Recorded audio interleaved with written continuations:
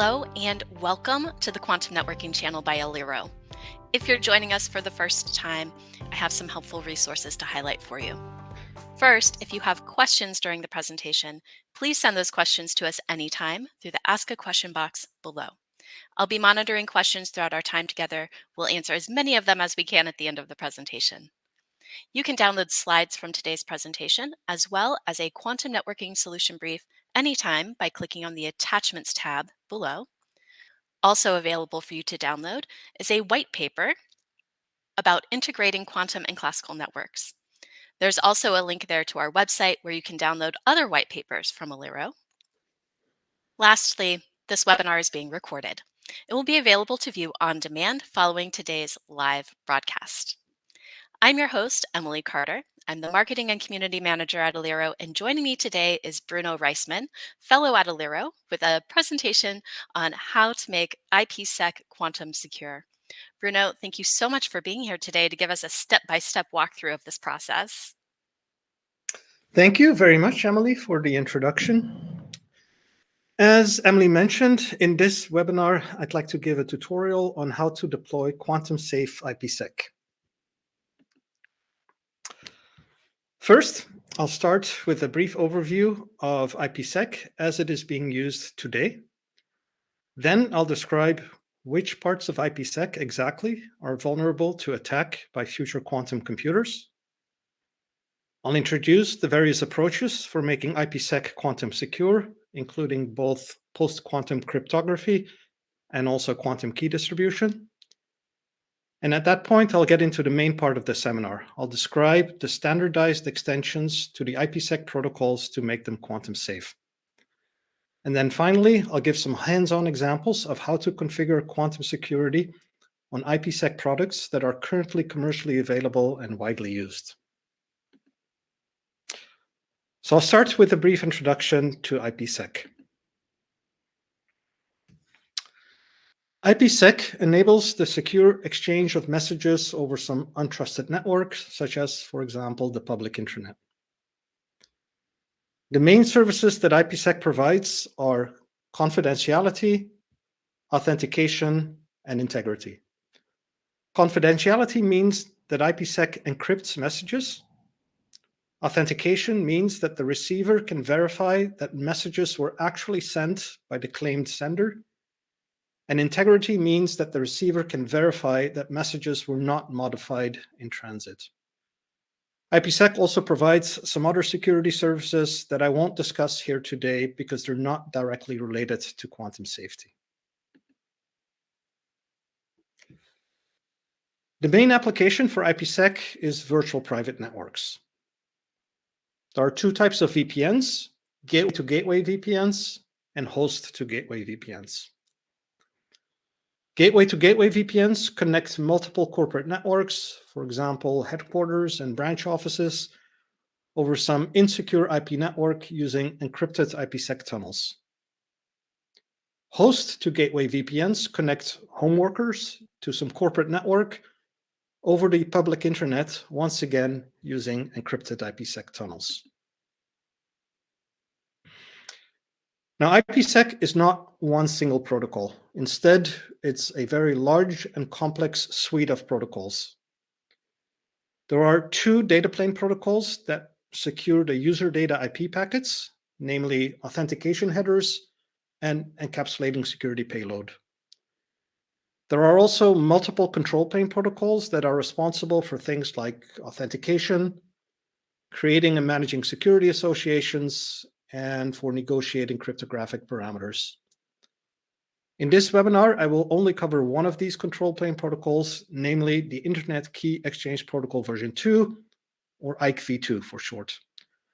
This is the most recent version, and it's also the version that you will need if you want to deploy quantum-safe networks. As I mentioned, there are two data plane protocols, namely authentication headers and encapsulating security payload. Authentication headers only does authentication and integrity protection, but not encryption. Encapsulating security payload also does encryption. Excuse me. And then independently of that, there's also the concept of transport mode versus tunnel mode.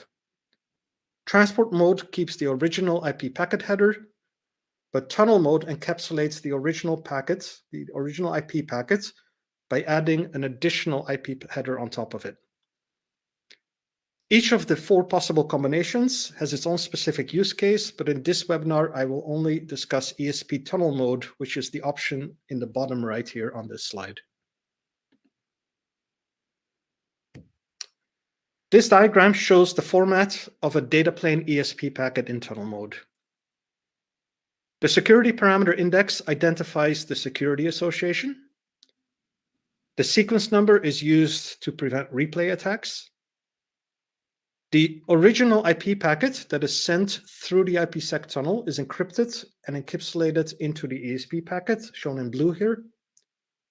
And some encryption algorithms also require an initialization vector, which is also shown in blue here.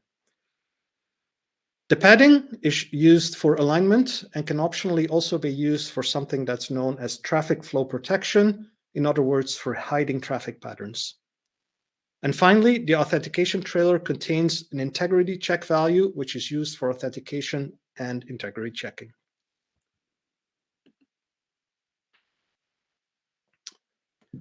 The concept of a security association is very important in IPsec. A security association is a set of cryptographic parameters agreed upon between the 2 communicating IPsec gateways.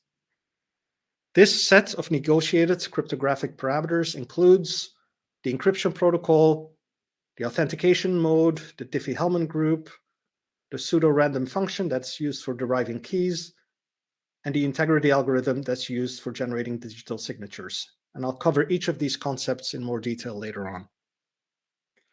There are typically multiple security associations within an IPsec tunnel. IKE security associations, which are shown in blue here, are bidirectional and are used for the IKE v2 control plane messages. And IPsec security associations, which are shown in green here, are unidirectional, so they usually appear in pairs, and they are used for ESP data plane messages.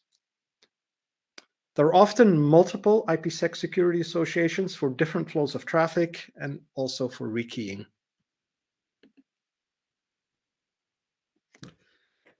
The Internet Key Exchange Protocol version 2, or IKE-v2, is the control plane protocol for IPsec. It is responsible for authenticating peers, for managing security associations, and for negotiating cryptographic parameters.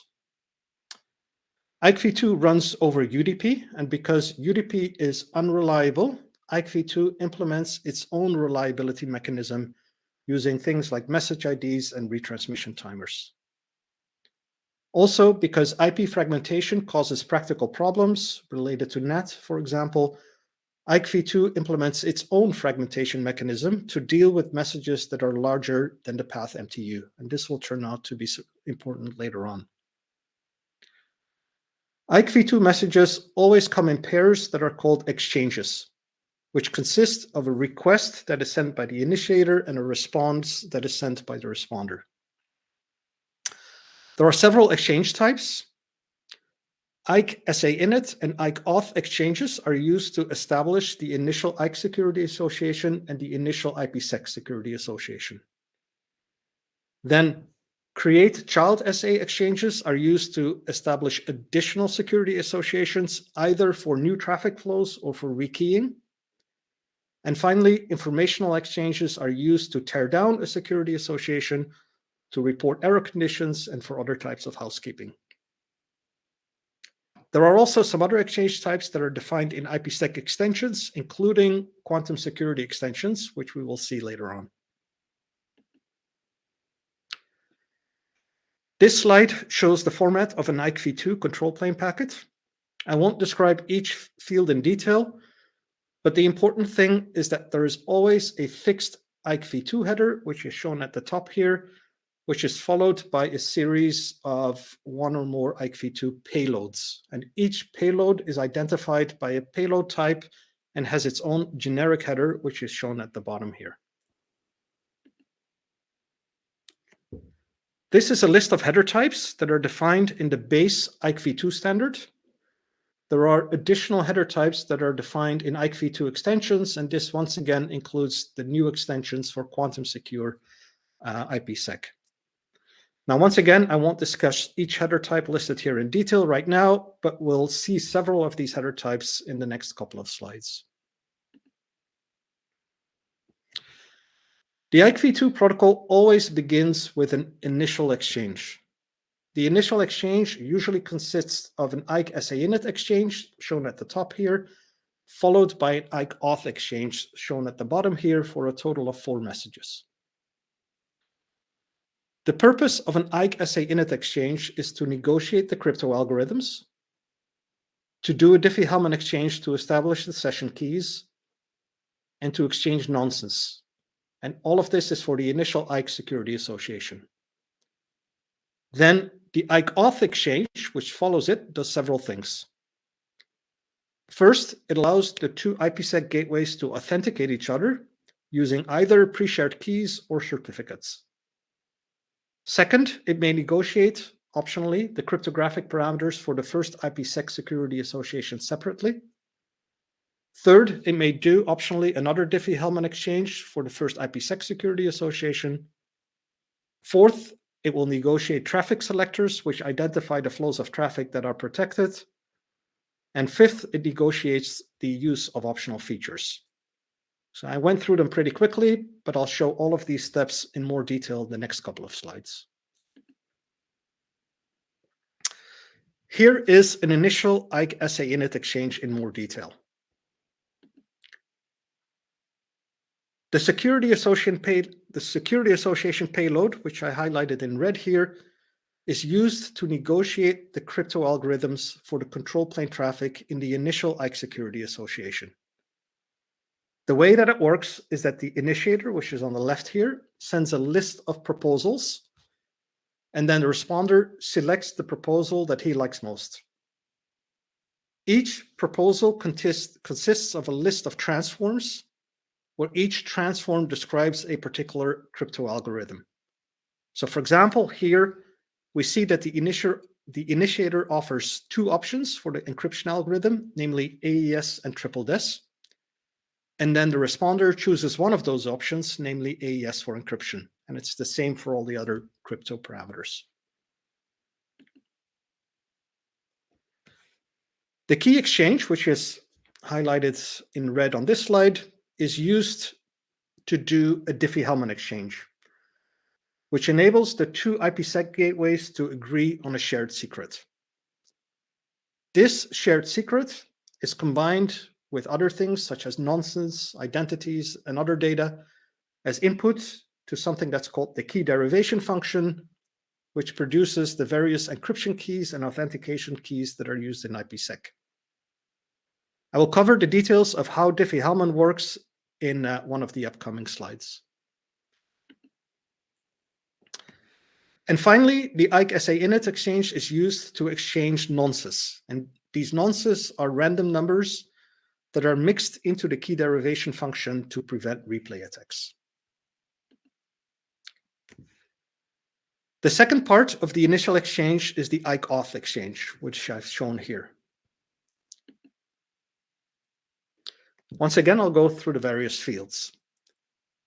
The identification payload, highlighted in red here, is used to identify the IPsec gateway to each other. In this example, here we're using pre-shared keys. We're using IP addresses as identifiers. The authentication payload is used to authenticate the identity of the 2 IPsec gateways. In other words, it's used to prove that each IPsec gateway is indeed who they claim to be.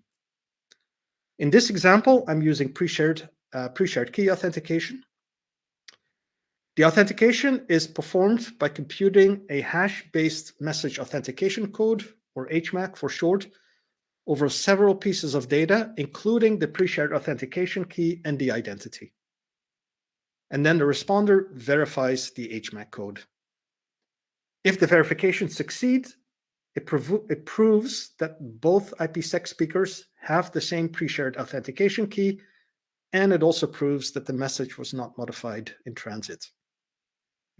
Later on, I'll show you how authentication can also be done using certificates.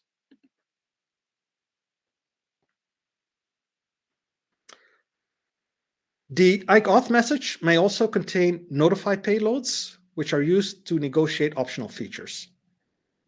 In this example, the use of traffic flow confidentiality padding is negotiated not to be used.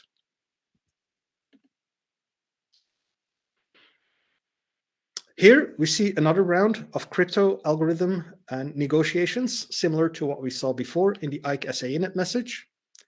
Except in this case, we are negotiating the crypto algorithms for the data plane IPsec Security Association, as opposed to the control plane ICE Security Association that we were negotiating previously. And finally, the initiator and the responder traffic selectors are used to negotiate which flows of traffic are encrypted, which flows of traffic flow through the IPsec tunnel. And these flows are identified by specifying a protocol, an address range, and a port range. This slide describes the Diffie-Hellman exchange in more detail. The purpose of the Diffie-Hellman exchange is for the two parties, which are here called Alice and Bob, to agree on a shared secret using some public discussion. An eavesdropper, which we've called Eve here, should not be able to determine what that shared secret is, even if she can observe the entire public discussion. I'll just summarize some of the key points here without getting too lost in the weeds. The two parties, Alice and Bob, perform a series of steps that are shown in this diagram to agree on this shared secret. Now, some of these steps involve computing what's known as a modular exponentiation. For example, you'll see something like computing g to the power a modulo p. That's a modular exponentiation. These modular exponentiation operations are computationally easy to implement. Now, eavesdropper Eve is observing this public discussion, and Eve can see certain values that are public. For example, the values p and g and uppercase A and uppercase B. From those observed values, Eve could hypothetically reverse engineer the secret values, lowercase a and lowercase b, and thereby the shared secret S. And how she would do that is shown on the gray box on the right. Now, the problem for Eve is that doing this reverse engineering involves computing what is known as a modular logarithm. This is the inverse of a modular exponentiation. And computing a modular logarithm is computationally infeasible on a classical computer. And by that, I mean that for sufficiently large values of p, it would literally take millions of years on even the biggest supercomputer that we have today to perform this kind of attack. Later, we'll see that future quantum computers are known to be able to compute modular logarithms very efficiently using Shor's algorithm. And that's what makes Diffie-Hellman quantum vulnerable.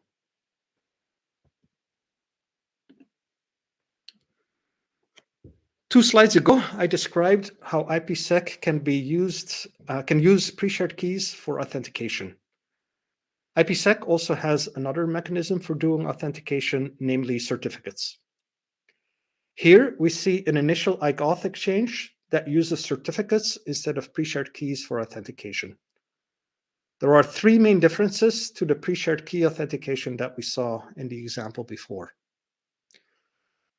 First, the ICE-auth message includes a certificate, and that certificate is used to bind a public key to an identity. Second, the identity is provided in the form of a common name instead of an IP address. And third, the authentication method is negotiated to use some flavor of digital signature algorithm. In this case, we're negotiating to use RSA instead of pre-shared keys. This slide shows how digital signature algorithms work in general. Let's assume that the sender and the receiver have agreed on a public-private key pair. In the next slide, we will show how this agreement takes place, and we'll see that certificates are used for that. The private key is only known to the sender. The public key is, as the name implies, public information. Anyone, including the receiver, of course, may know the public key. The sender computes a checksum over the sent message and then encrypts this checksum using the private key. This results in a signature, which is also known as a hash-based message authentication code, or HMAC. The sender sends the signature along with the message itself to the receiver on the right. The receiver computes the same hash over the received message, and the receiver also decrypts the received signature using the public key. And then the receiver compares these two things. If the decrypted hash matches the locally computed hash, then the receiver knows two things. First of all, the receiver knows that the message must have been sent by a party who is in possession of the private key, and this is part of the authentication procedure. And also the receiver knows that the message was not modified in transit, and this is part of integrity verification. The purpose of this slide is to explain how certificates are used in the context of IPsec. Now, this slide is extremely busy on purpose because I wanted to make clear how complex the process is, and I'll just highlight some of the key points. Here, Alice, in blue on the left, uses a digital signature to sign all the messages that she sends to Bob, which is in green on the right. Alice uses her private key to create these digital signatures. Also, Alice sends her certificate to Bob in the ICauth exchange, which serves two purposes. First, that certificate that Alice sends to Bob contains Alice's public key, which allows Bob to verify the signature on the messages that he receives from Alice. And second, that certificate that Alice sends to Bob binds Alice's identity to her public key. And this allows Bob to authenticate Alice. Alice's certificate is signed by some certificate authority. Now, in the case of IPsec, the certificate authority is very often the operator, which is shown in red at the top, acting as a private certificate authority. The operator's certificate is installed on Bob as the root of trust, and this is what allows Bob to verify the validity of the certificate which he received from Alice. Now that I've given a brief overview of how IPsec works, the next question is, which parts of IPsec exactly are quantum vulnerable? In other words, which parts of IPsec can be broken by a future quantum computer? There are tens, if not hundreds, of commercial companies and academic labs that are in the process of developing a new generation of computers, which is quantum computers. There are certain things that these future quantum computers will be able to do much faster than existing classical computers. The two quantum algorithms that are relevant for security are Shor's algorithm and Grover's algorithm. Shor's algorithm allows quantum computers to factor large numbers into prime factors and also to compute the discrete logarithm of large numbers very efficiently. The speed up is exponential, which means that a problem that would take a classical supercomputer millions of years to solve could take minutes, maybe even seconds on a quantum computer. Grover's algorithm allows a quantum computer to search unstructured data, for example, to do a brute force key search very efficiently as well. But in this case, the speed up is only quadratic, which is far less impressive. Now, the quantum computers that actually exist today are not yet large enough nor reliable enough to actually execute Shor's algorithm or Grover's algorithm. We'll need more research and more development before so-called cryptographically relevant quantum computers will become available. The expert estimates on how long that will take vary widely, but in general, the consensus is that the so-called Q-day will happen somewhere between 2030 and 2035. Even though cryptographically relevant quantum computers will not exist for several years yet, it is already important to start implementing post-quantum security today because of so-called harvest now, decrypt later attacks. You should assume that governments and criminals are already recording your IPsec traffic today, and they will be able to decrypt it several years from now once they get access to a quantum computer. If your application is something like financial or medical or critical infrastructure or government or defense or even just high-value intellectual property, then you are probably exchanging data today that must remain confidential for more than a few years. This brings us to the question, what specifically is quantum vulnerable in IPsec and how urgent is it to fix it? There are three parts of IPsec that are quantum vulnerable. 1, key agreement. 2, certificate-based authentication. And 3, symmetric encryption. IPsec key agreement currently uses Diffie-Hellman, or maybe elliptic curve Diffie-Hellman, and both of these can be broken by quantum computers using Shor's algorithm.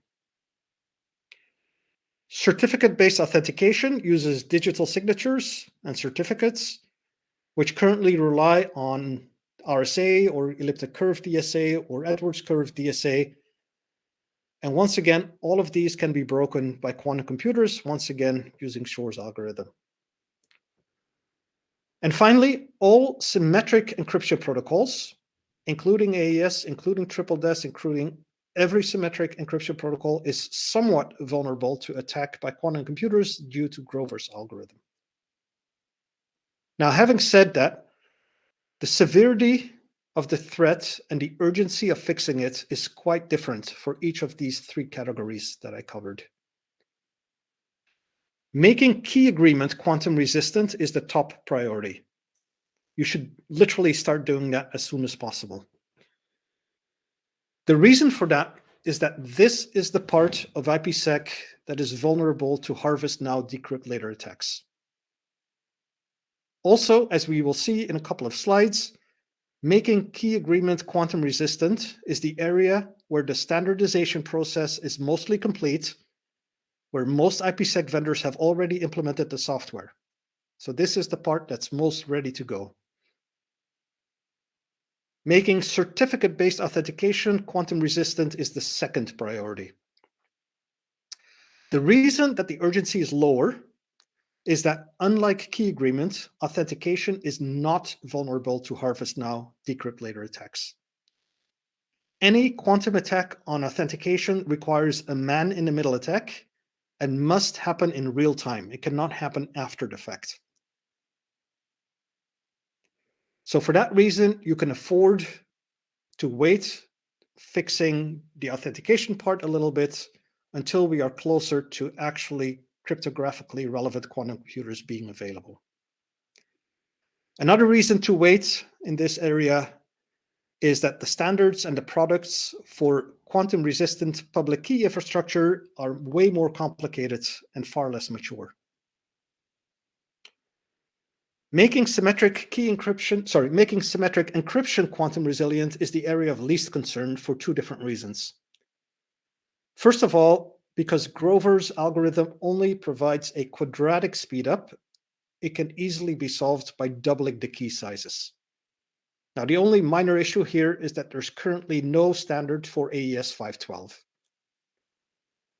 The other reason for being less concerned here is that, unlike classical brute force attacks, which can easily be parallelized, it appears that Grover's algorithm is not easily parallelizable. So it's questionable somewhat whether Grover's algorithm will actually be able to reach a quadratic speedup in real life.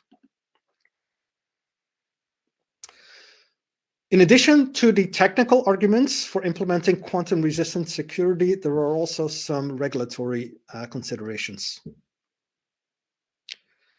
The previous United States government has issued both a memorandum and an executive order requiring government agencies to implement PQC as soon as possible and to include PQC as procurement requirements under certain circumstances. And NIST has published a draft report, which is close to being finalized, deprecating some quantum vulnerable algorithms in 2030 and disallowing all quantum vulnerable algorithms in 2035. And it includes all of the algorithms that I've mentioned so far: Diffie-Hellman, RSA, elliptic curve Diffie-Hellman, elliptic curve DSA, all of them, all of the asymmetric algorithms. Other governments in other countries have published similar requirements. Now, I'd like to talk about how quantum-resistant IPsec is actually implemented. There are several approaches for making IPsec quantum-resistant. The first approach is called post-quantum cryptography, or PQC for short. Here, the quantum vulnerable algorithms, such as Diffie-Hellman and RSA, are replaced by newly standardized quantum-resistant algorithms such as MLChem and MLDSA. The second approach is quantum key distribution, or QKD. Here, we use quantum physics-based protocols rather than math-based protocols to implement quantum resistance. I'll discuss both PQC and QKD in more detail in the rest of this seminar. There are also some other less widely used methods that I don't have time to cover here.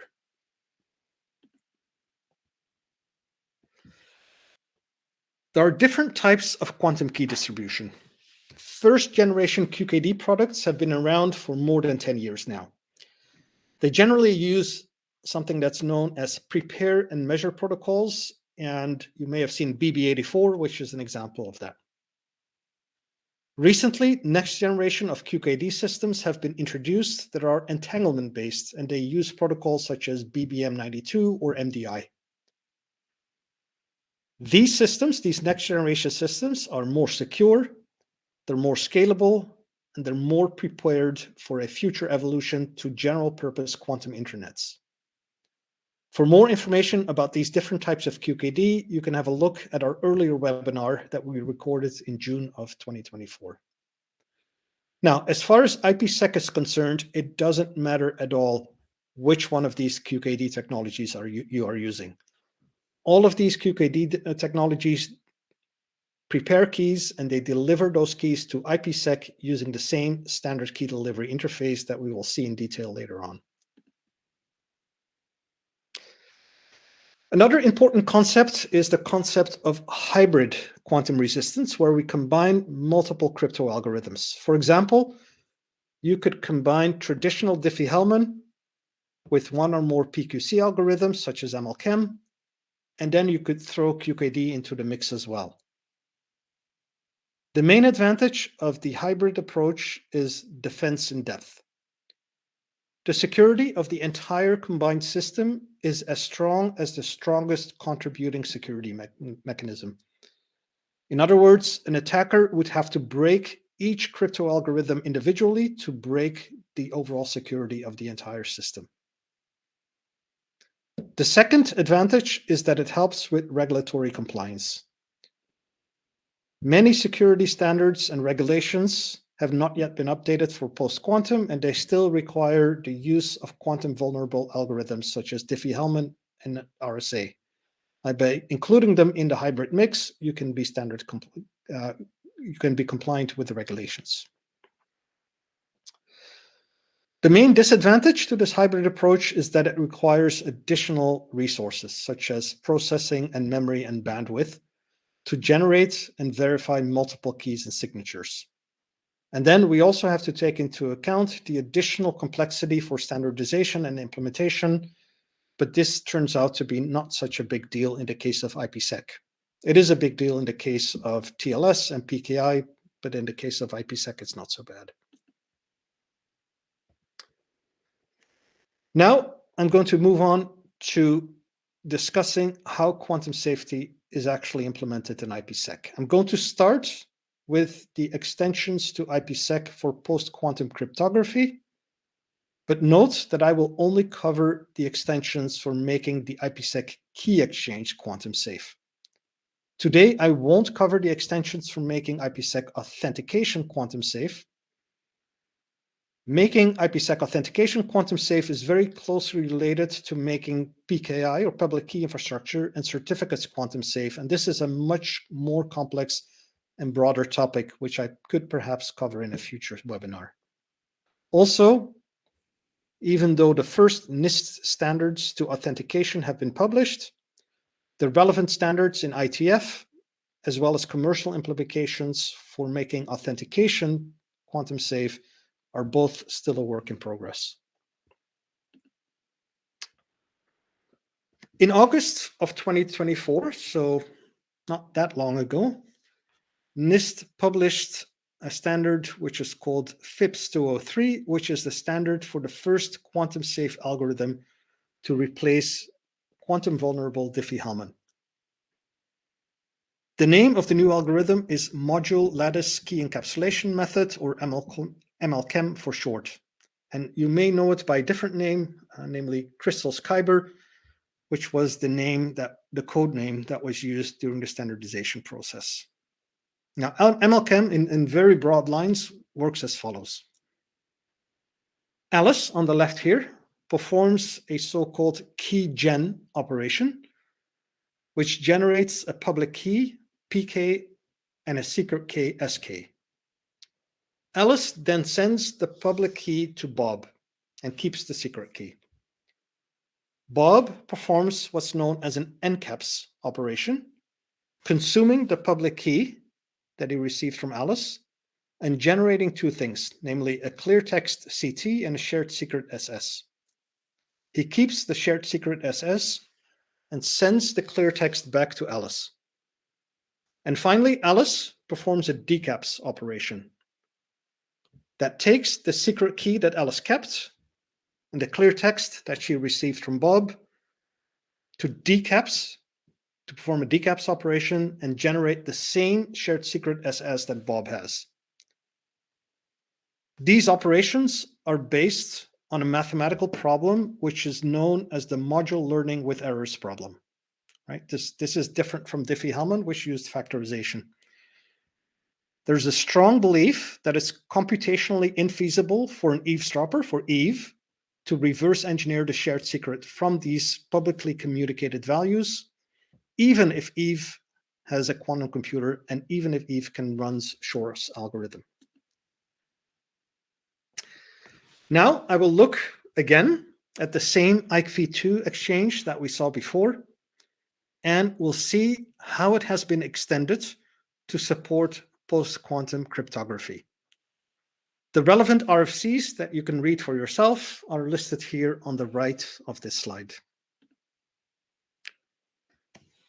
The first change is that the Diffie-Hellman group payload that we saw before has been generalized and has been renamed to key exchange method. This is a backwards compatible change in the sense that it's just a renaming. When a Diffie-Hellman group is negotiated, the binary representation of the payload doesn't change at all. As we can see in the highlighted messages here, IPsec still does a traditional Diffie-Hellman key exchange, even if PQC is enabled. And the reason for this will become clear in a minute when I talk about fragmentation. When PQC is enabled, IPsec typically does additional rounds of PQC key exchanges in addition to the traditional Diffie-Hellman exchange that we saw on the previous slide. In other words, IPsec typically does a hybrid key exchange when PQC is enabled. There are new transform types for these additional rounds of key agreement. In this example, we see that there is one additional key exchange protocol being negotiated, namely MLChem 256, which is highlighted in red here. Note that there is no corresponding PQC key exchange payload in the IKSA init message. There's only a key exchange payload for the traditional Diffie-Hellman exchange, which I repeat here by highlighting it in green. The reason for this is that PQC keys, PQC public keys, are much larger than traditional keys. In fact, they are so large that they don't fit in a UDP packet without fragmentation. Now, IPsec has its own fragmentation mechanism, but IPsec does not allow the first IKSA init message to be fragmented. And for that reason, the PQC key exchange, the public keys, are moved from this message to a separate follow-up message. There are two new IPsec RFCs that have been introduced to allow for these additional rounds of PQC exchanges after the initial round of Diffie-Hellman key exchanges. RFC 9242 introduces a new message type, which is called IK intermediate, which is shown here. And RFC 9470 describes how this new message type can be used to do multiple rounds of hybrid key exchange. So in this example, we see that there's one additional IK intermediate exchange for the extra single round of PQC key exchange using MLChem. The key exchange payload in this extra IK intermediate message is used to carry Alice's public key and Bob's clear text, which we discussed earlier when we discussed the MLChem algorithm. Since this public key is too large to fit in a single UDP packet, we see that this IK intermediate message is IK v2 fragmented. And also, the last detail to note is that the IK SA init message contains notifications to negotiate the use of this new intermediate key exchange feature and of the existing fragmentation feature, both of which are needed to make this work.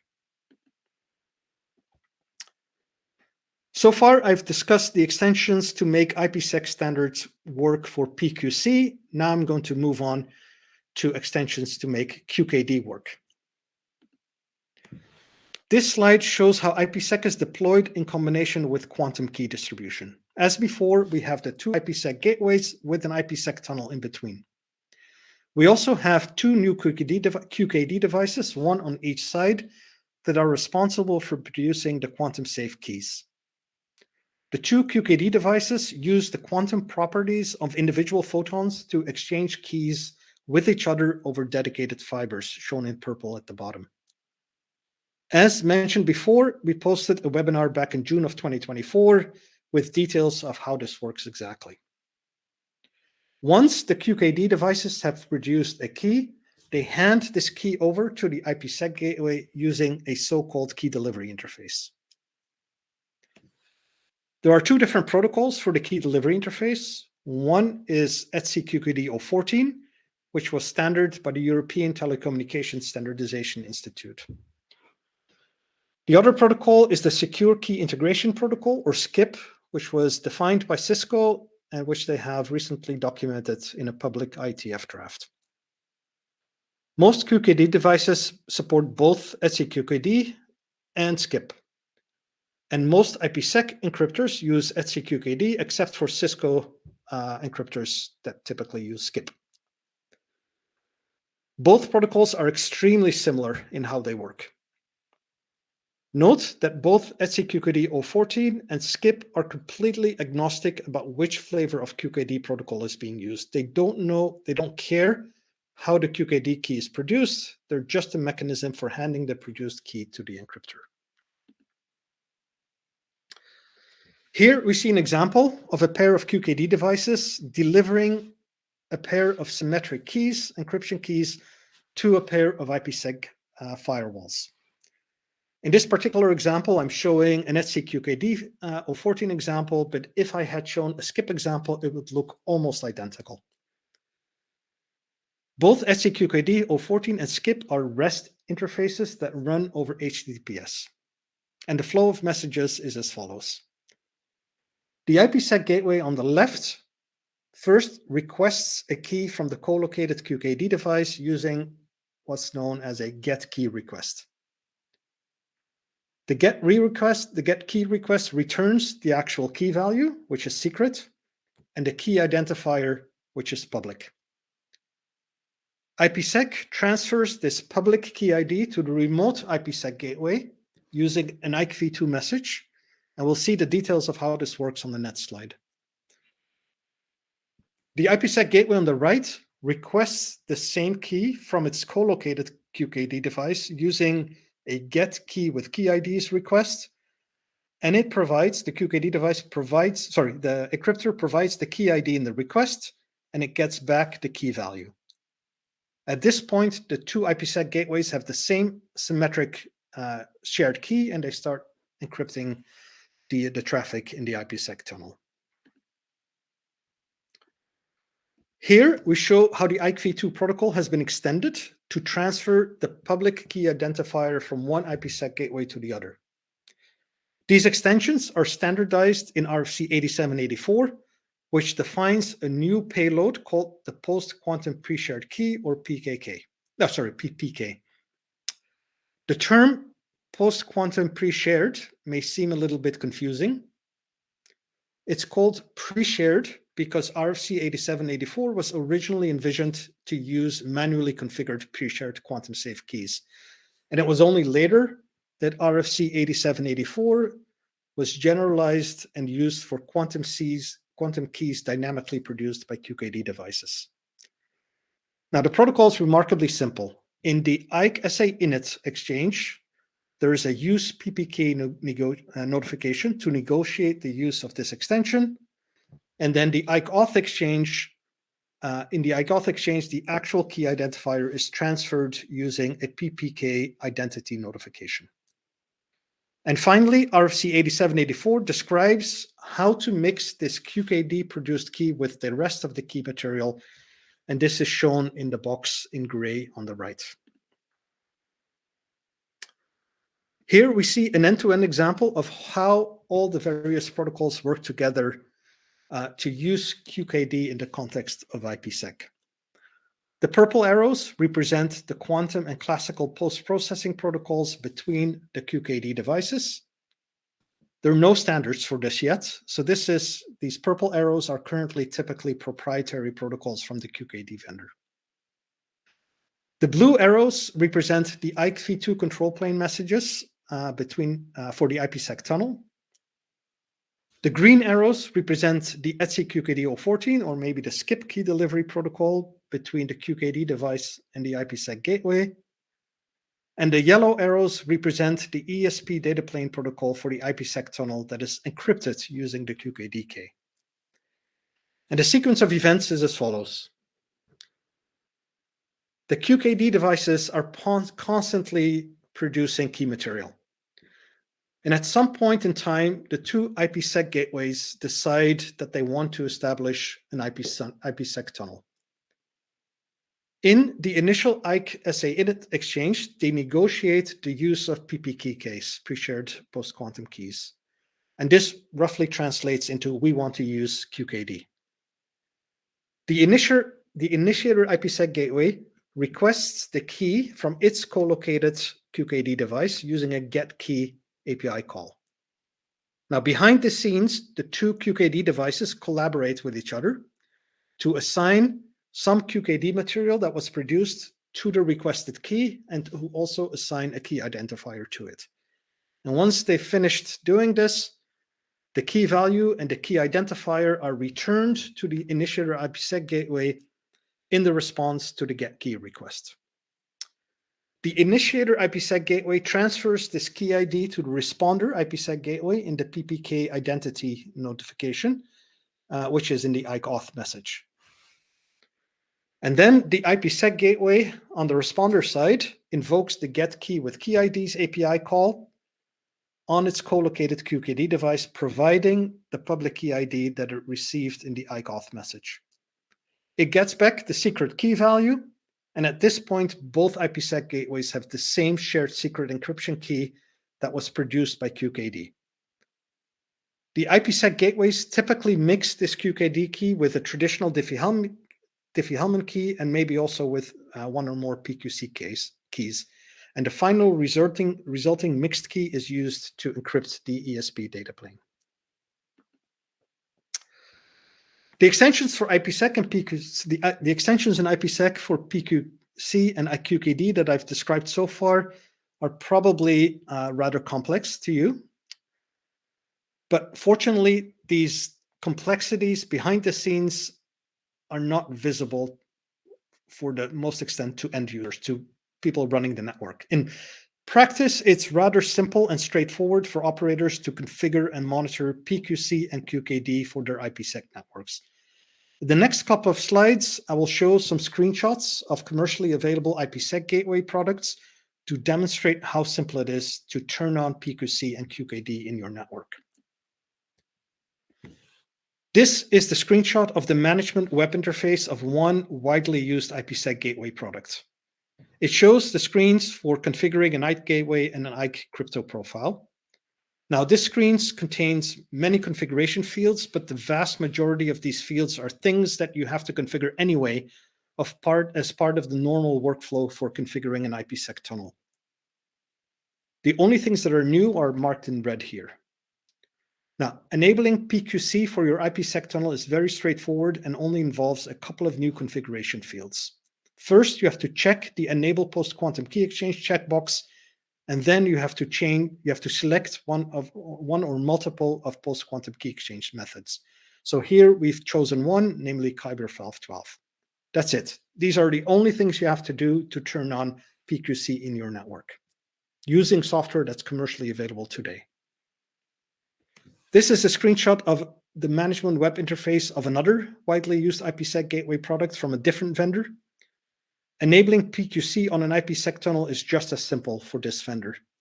In the screen for creating an IPsec tunnel, the only thing you have to do is select one of the PQC key exchange methods. In this case, we've selected MLChem 512. That's it. If you configure that, you're done. Here we show how to configure QKD. So this is a QKD example as opposed to a PQC example. This is also on a different vendor, also widely available. In this case, I'm showing as an example how to configure it using the command line interface instead of the graphical user interface.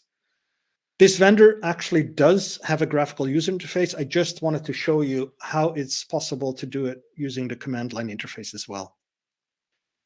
The configuration shown in the background in gray is the configuration that you have to do anyway for an IPsec tunnel. And the configuration in black on front is the new configuration that you have to add to enable QKD.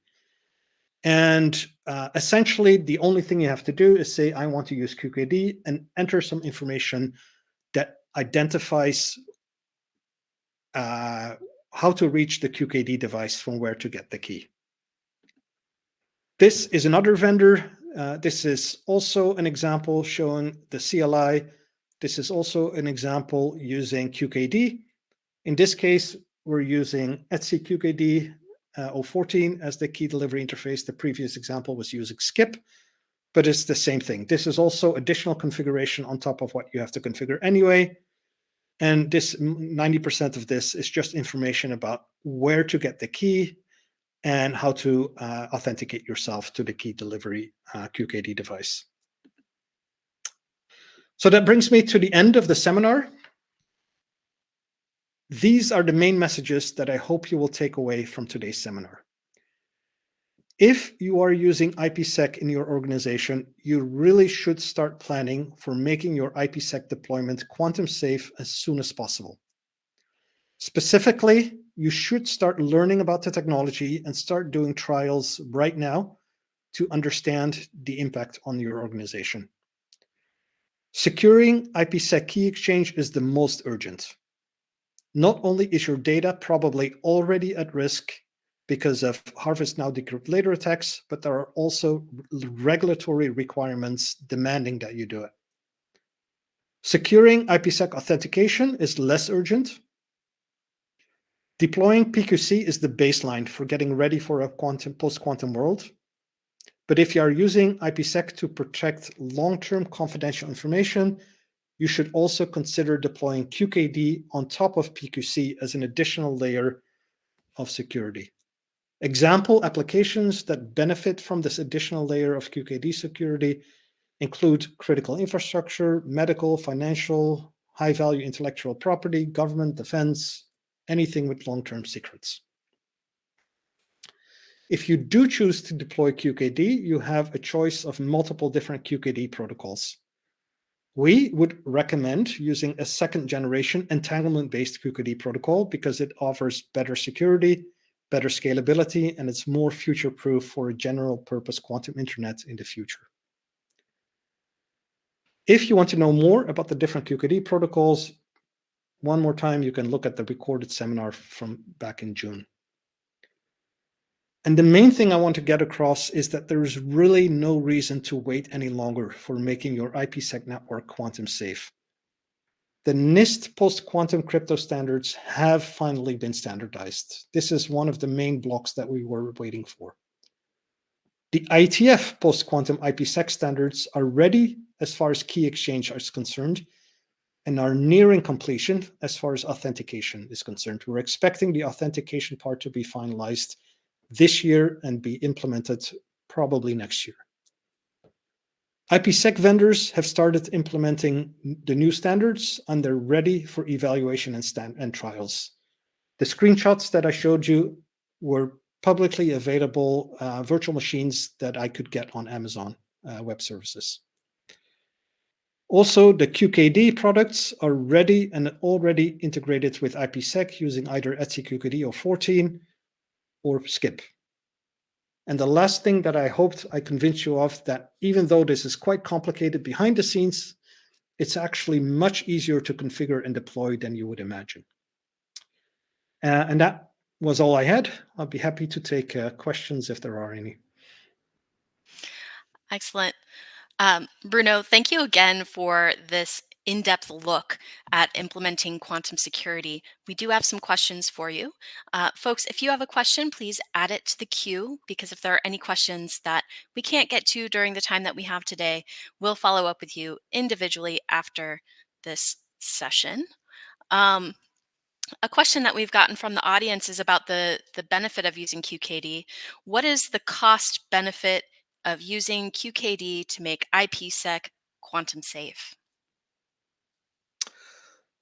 The cost benefit.